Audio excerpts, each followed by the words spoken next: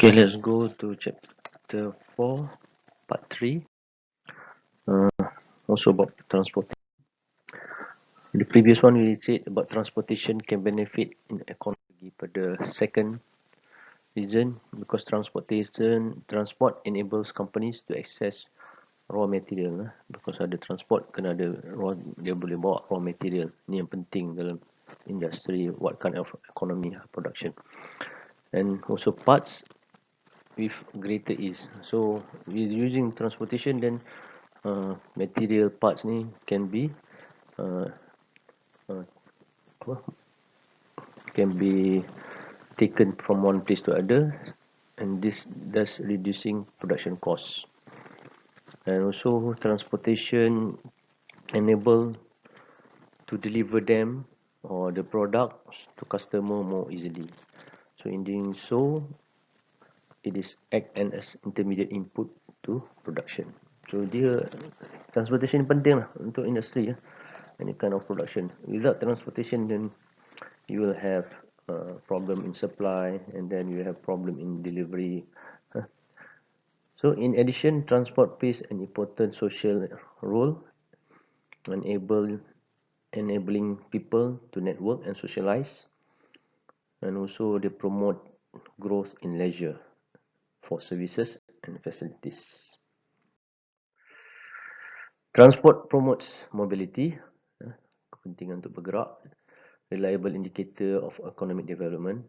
Kalau you tengok many developed country ke economy country, they will have a good transportation. And then mobility satisfied one of the most basic characteristic of economic activity. Kalau ada transportation, we know that economy is doing well.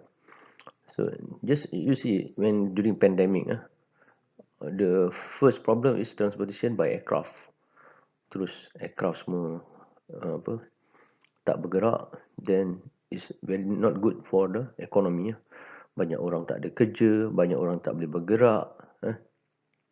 This will affect your economy punya development.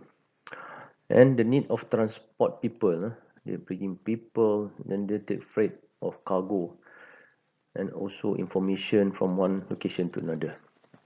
And then economies that exhibit greater mobility therefore tend to have better opportunities to develop and those in which mobility is restricted. So this is the importance of transportation. When the world is developing, then economy is developing, and kita tak dapat juga menolak bahawa transportation pun akan jadi banyak. So it's very important for this transportation is a efficient transportation, or the transportation that don't produce more CO2 or greenhouse gas emission. So this is a graph showing that GDP is going up, then vehicle miles traveling also going up. This is the case. Ini bukti yang nyata menunjukkan transportation is very developing within the economic development. And for urban transport, it is derived demand characteristic, the movement of large volume of people. So in cities, memang banyak people moving, cargo, the goods moving. So vehicle in complex pattern, interlinked with other sectors, and transport is merely the means for participation in activities.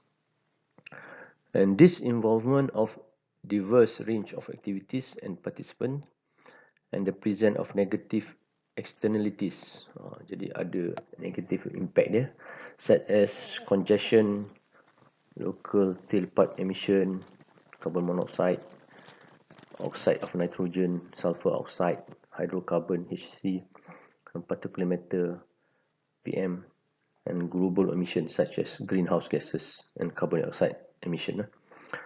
In the case of transport related impact, and also not only that, it also giving the noise pollution. So this is kesan-kesan daripada pengangkutan lah yang kita tahu lah. And if you see in this graph, it is showing the transport interlink with other sectors. Ia melibatkan urban cities, industry, environment, and energy. All by hook or by crook dia akan melibatkan dengan transportation. It is ada relationship yang kuat. So transport improvement aim to realize the following desirable outcomes. So if we can improve this transportation, it will increase efficiency and productivity. It will have better services, mobility and access, and it will reduce energy usage. Ini yang paling penting dalam pengurusan tenaga lah. We have to reduce energy usage, reduce emission, and also noise pollution. And if we do improve our transportation, it will also improve road safety. In turn, such positive result will contribute to broader desirable community outcome. So if the transportation is more efficient, then it will have a better impact to the economy and better impact to the community. So dalam pengurusan tenaga, transportation is also one of the thing that we have to make it energy efficient, because it is the main contribution to greenhouse gases emission. Okay. And sustainability within transport sector has several dimensions. It will be transferred if the transport sector is sustained, then the economy will be sustained, the socio-economy, the environmental sustainability, the financial, energy and social sustainability will be achieved. So sustainability of transport is vital, very important.